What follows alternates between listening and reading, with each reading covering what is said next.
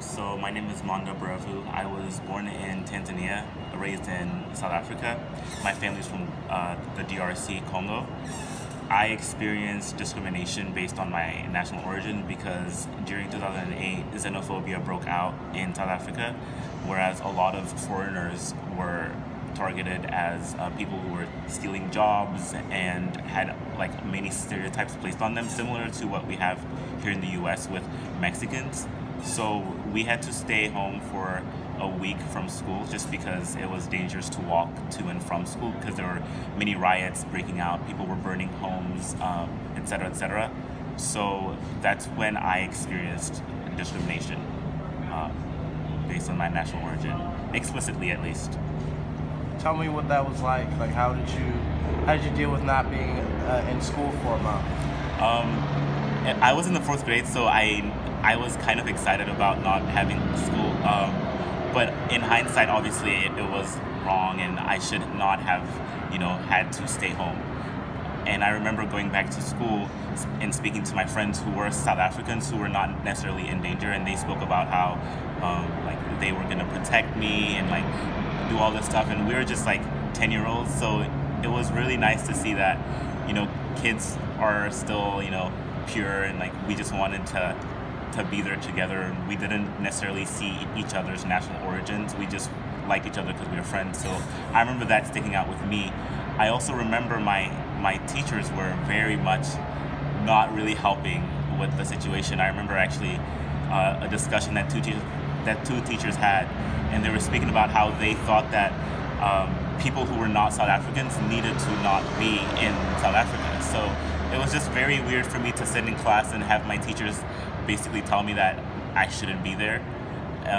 And from that, that was the first time I ever really learned about, human nature and like the negativity, at least, of human nature. And like, I think from that moment, I was really just in touch with reality because, it's real, and problems like this exist everywhere. Like here in the US and many other countries have similar issues, especially countries where you have people from different national origins. Obviously, you have a lot of conflict.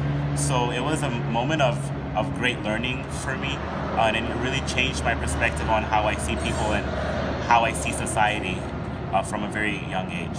So.